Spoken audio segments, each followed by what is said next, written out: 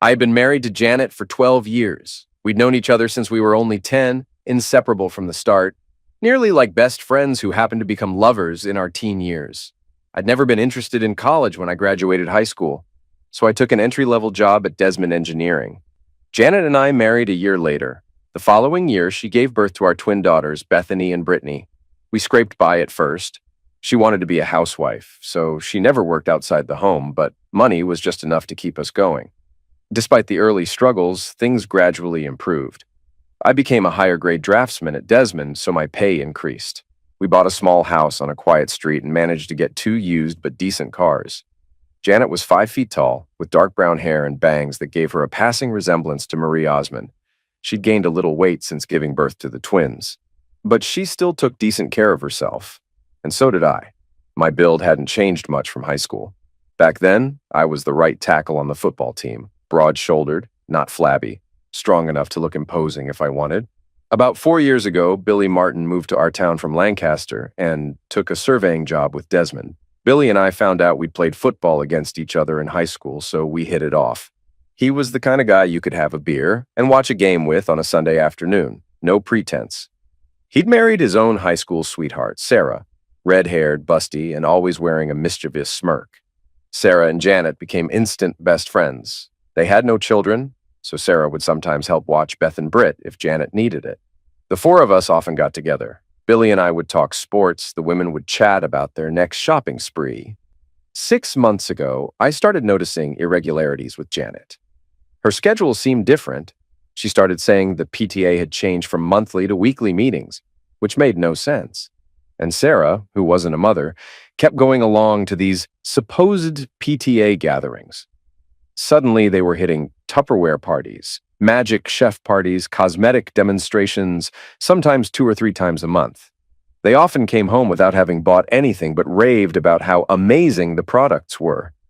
I tried to laugh it off, but I saw other suspicious signs. Janet's lingerie collection got bigger and more provocative. Lacy, black sets, things I never saw her wear for me. One evening after she got home from a so-called basket party, I discovered she had taken a shower before leaving and took another right after arriving home. Odd. When she was in the bathroom, I checked her hamper and found those black lace panties had a sticky spot in the crotch area, definitely not from normal discharge. I pocketed them, horrified by the texture and smell.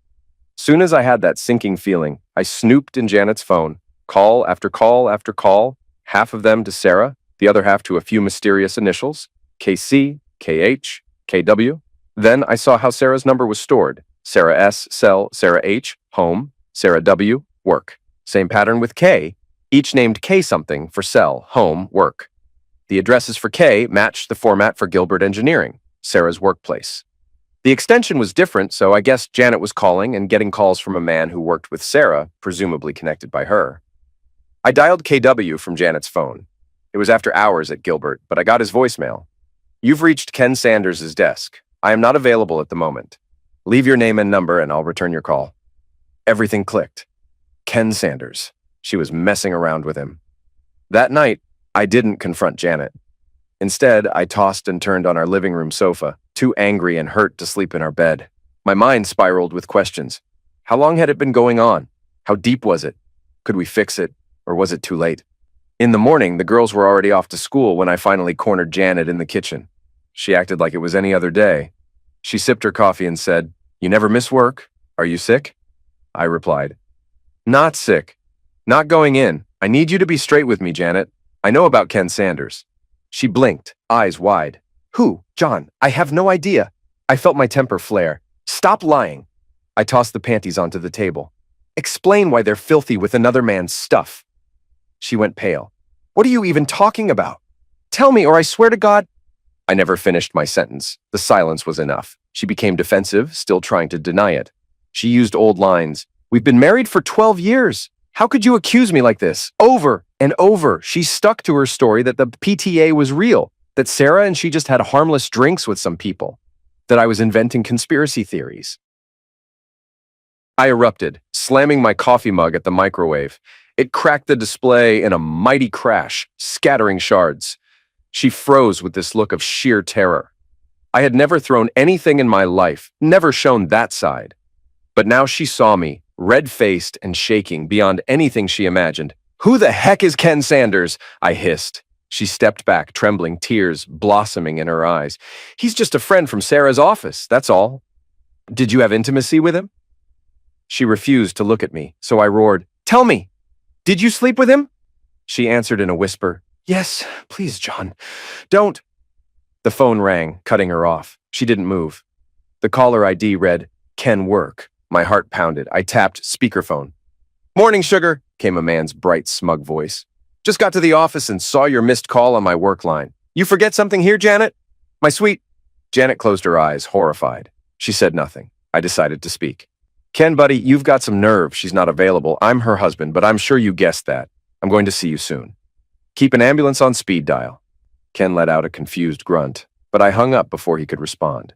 I shoved the phone in my jeans pocket and turned to face Janet. Her face was wet with tears. She folded her hands, trembling. "You need to leave," I said. "Pack up. My mom can stay with the girls for now. I don't care where you go, just be gone. And I don't want to talk to you, no more lies." She pleaded. "What about the girls? They're at school. Please, John?" I cut her off. "They'll understand. I owe them the truth, or at least enough of it. You can figure out your living situation on your own. I'm done." She was breaking down, quietly sobbing. Fury roiled in my chest. I slammed the back door so hard a pane of glass rattled. I got in my car, not sure where to go first. The only person I could think of was Billy, since we both suspected his wife Sarah might be part of all this. I called Billy. "Hey, I've got bad news." "What's going on, John? Are the twins okay?" "Yeah, they're fine. It's about Janet. She's cheating on me." He was silent a few seconds. "Wait, with who?" "A guy named Ken Sanders at your wife's workplace, and it's not just Janet. I think Sarah is cheating on you too with some guy named Calvin Bostic. Possibly some group arrangement with Ken also involved. I don't know the exact details, but Sarah's name is all over Janet's phone, hooking them up." Steady breathing. "Tell me everything." I did. Billy sounded disbelieving at first, but by the end he said quietly, "Calvin was in our graduating class. He must be the same guy. Sarah never said anything about him. This is messed up. I'm going to talk to her. Thank you for letting me know." I hung up and headed into Desmond Engineering to let HR know I needed time off. Then I planned my next moves. Cancel the joint credit card, lock the bank account, see a lawyer. All the practical steps. It amazed me how quickly I could pivot from heartbreak to cold organization. Janet's phone started buzzing in my pocket, showing Sarah's number. I pressed speaker. "Janet," came Sarah's anxious voice. "What the heck happened? Billy just called me. Said something about you and... Are you there?" "Sarah," I said calmly, "this is John. I'm sure you were expecting Janet. You'll want to warn your buddy Ken that I'm on my way. Oh, and tell your pal Calvin to watch out for Billy. He's on the warpath." A dead silence, then a frantic gasp. "No, John, you don't understand." She hung up in panic. I felt no pity. Let them squirm. I closed our joint credit card. I changed the ATM pin. Then I swung by my mother's house, explained the situation, leaving out the worst. She agreed to stay with me tonight, to be there for the twins when school got out. Next, I drove to Gilbert Engineering, hoping to find Ken. The drafting department staff talked excitedly about a man named Billy Martin who'd stormed the building earlier that morning. Turned out Billy had tried to corner Calvin in the parking lot, attacked him physically, and ended up tased by security. Calvin was carted away in an ambulance. Billy was taken away in handcuffs. The rumor mill said Sarah had shown up at the hospital and run into Calvin's wife and kids, which triggered an enormous row. Meanwhile, Ken had apparently resigned from Gilbert that same morning. He was seen rushing out with half-packed boxes. I got Ken's home address from a helpful, chatty guy in drafting. Ken's house was a small ranch-style place with a white Lexus in the driveway. As I pulled up, he dashed inside, clearly panicked. The trunk was open, boxes half-stacked in the back seat. He was fleeing. I walked in after him, the door left ajar. "Ken?" I called. "Too scared to say hello?" No answer. The living room was in disarray. I spotted his wallet, passport, and a small pile of personal documents on the coffee table, plus a phone that might have been a personal or work cell. Without thinking too hard about legality, I snatched them as leverage. I left everything else untouched. I did flatten one tire on his Lexus, letting out the air to slow his escape. It felt petty, but I was beyond caring. For the next few hours, I drifted, stopping only for a Taco Bell lunch. Then I drove to the jail to see if Billy was all right. He was making arrangements for bail with his brother. Calvin was still in the hospital with a broken nose, bruised ribs, minor concussion. Billy's brother promised to handle the bail, so I headed back home. My mom was already there with the twins, cooking dinner. I retreated to my den with Ken's phone, passport, and the small laptop I'd found. On that laptop, I found emails and more photos confirming the depth of Janet's affair. She and Ken had an ongoing plan. Ken had been hired for an alternative energy project in Spain starting in 6 weeks. The messages strongly suggested Janet intended to divorce me, take our daughters with her, and move to Spain. They were strategizing how to label me unfit. That single word made me want to smash the screen. Instead, I printed out everything, tears of rage silently pouring down my cheeks. The twins wandered in, curious. They had their own suspicions but needed clarity. Bethany confronted me first. Why did Mom leave? Is it true she's with another man? Brittany seconded. We heard rumors at school. Some kids even took pictures of her at a restaurant with a strange guy. But we said that couldn't be Mom. Guess we were wrong. I felt a twinge of shame that they'd known before me, or at least suspected. I'm sorry, girls. I don't have all the answers. But yes, she has been unfaithful. She might want to separate you from me. So if anyone tries to talk you into something, you come talk to me first. I will fight too. You're my everything. They nodded, hugging me. They had tears in their eyes, but seemed more angry at Janet than at me. Later that evening, Ken's phone buzzed with a text. Dikesrai for Safu LYJ. I recognized it as, Dear Ken, sorry for the trouble, love Janet. So she was definitely in direct contact with him, probably trying to salvage the Spain plan. I typed back, TJ, thanks a lot, John. Let her know I had the phone. Let them stew. The next day, I sought out family services, worried Janet might try legally to remove the twins from me. I had no experience with the system, so I asked for a caseworker. The official who stepped out to greet me was a surprise. Jody Mitchell, a woman I vaguely remembered from high school, once an artsy goth girl. Now she looked like any professional social worker, but she recognized me instantly. It's been a long time, John, she said, scanning her computer. There's no file on you or your wife. What's going on? I explained everything. The affair, the phone evidence, the emails suggesting Janet wanted to paint me as unfit. She listened quietly, took brief notes, and asked, Why come here if there's no official complaint from her yet? Are you anticipating one? I exhaled. I'm almost certain she'll try something. I want to protect my daughters. Jody nodded. Come back tomorrow. Let's talk again. I left, still anxious. My next stop was a divorce lawyer. Paid him a flat fee for the works, told him to expedite everything, demanded joint custody at minimum or full if possible. I was done with illusions. Let Janet do her worst. My phone buzzed with a call from Billy. John, guess what? Sarah tried visiting Calvin in the hospital. Calvin's wife was there, and security had to escort Sarah off the premises. Meanwhile, I got out on bail. My brother arranged it. I'm done with Sarah. She packed her stuff, or maybe she's staying with her parents. Who knows? Who cares? That afternoon, I got a call from Janet's father, Cameron Wilcox. He wanted me to come to their house and talk things out. He promised it would be just him, Janet's mother Martha, and Janet's sister Carla. Reluctantly, I agreed. On arrival, I found them all in the living room, tension thick as tar. Cameron cleared his throat. We wanted to hear your side, John. Janet says, I cut him off. Let me guess. She told you I forced a confession out of her? That none of it is real? Janet looked tear-stained, sitting with her head hung low. Carla perched on an armchair, arms crossed. Martha was silent, lips pressed tight. Cameron said, Yes, she says you misunderstood. She suggests it was a harmless friendship. You got jealous and you threatened her. She wants you to let her come home. I gave a bitter laugh. Stop! I have photos, actual proof. I opened my folder and handed them a half-dozen prints. Janet at the Olive Garden, Red Lobster, hugging Ken, cozy at some scenic overlook. I pointed out the date stamps. Is this a misunderstanding? Martha's eyes filled with shame. Janet, my God. Carla studied each, her jaw tight. Meanwhile, Janet sank deeper on the couch, tears slipping down her cheeks. I said quietly, Your daughter's not telling the truth. She's not just having an affair. She's making plans to take my daughters overseas. Look at this email. I passed Cameron another sheet. She and Ken are plotting to declare me unfit so they can take both girls to Spain. Cameron looked furious. You? And where did you get this? Ken left his laptop behind in a panic. And I found a family passport application with their girls' photos so they'd be able to travel with their mother. I never consented to that. Think about it. Martha buried her face in her hands, weeping softly. Janet fled the room in hysterics. Cameron looked at me, voice shaking. I'm so sorry. We didn't know.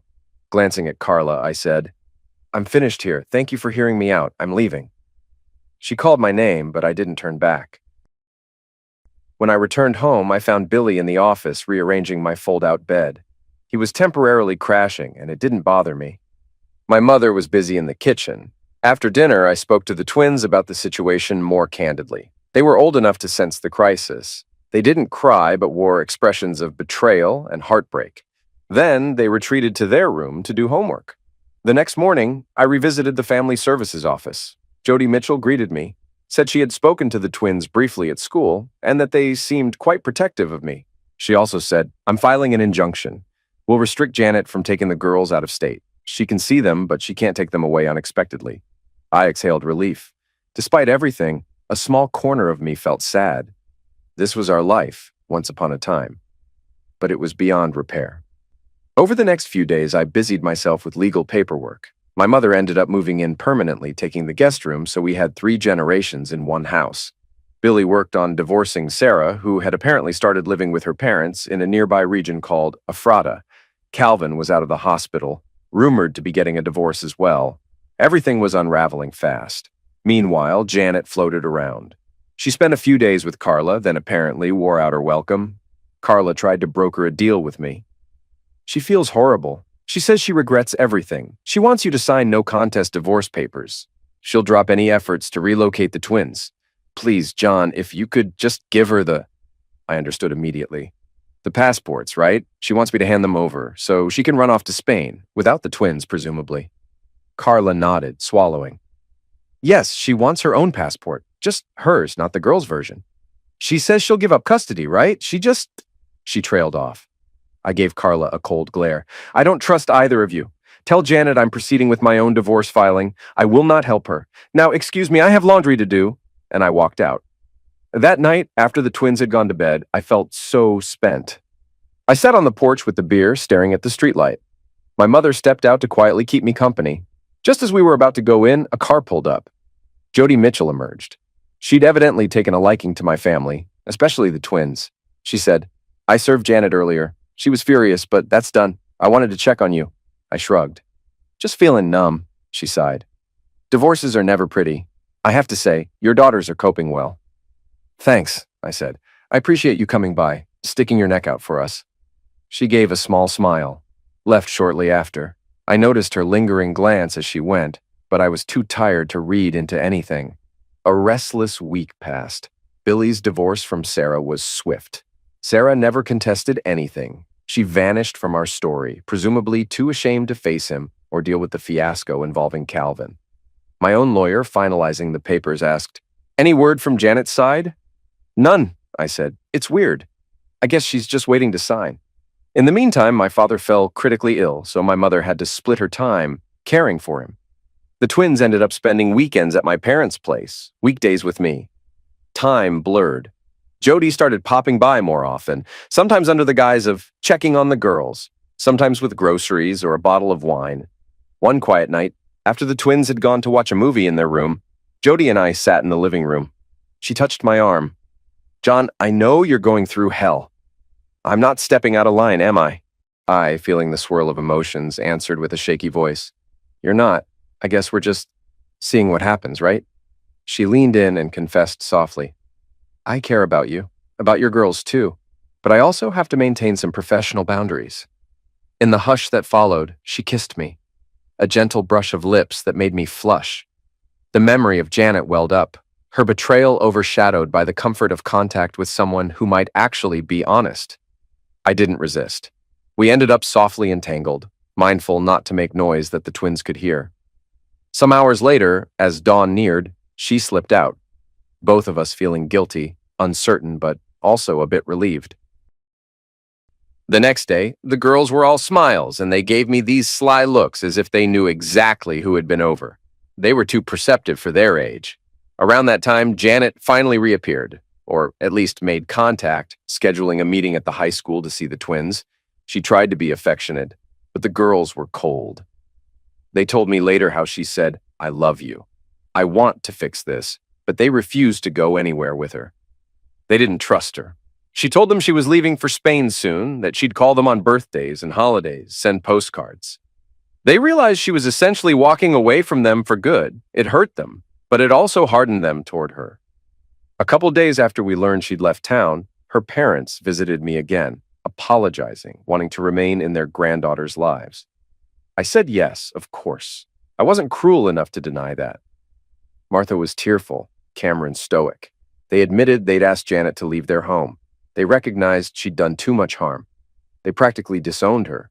That left Carla, who was also furious with Janet. Shortly afterward, I finalized the divorce. Neither Janet nor her lawyer contested. I guess she just wanted to be free to chase Ken or whatever dream she had in Spain. I took the girls, no alimony and no child support from her. I'd carry everything if it meant no more drama. We learned Sarah had sold her share of the house she had with Billy. She presumably left for California, which was rumored among neighbors. Calvin was teaching electronics at a vocational school.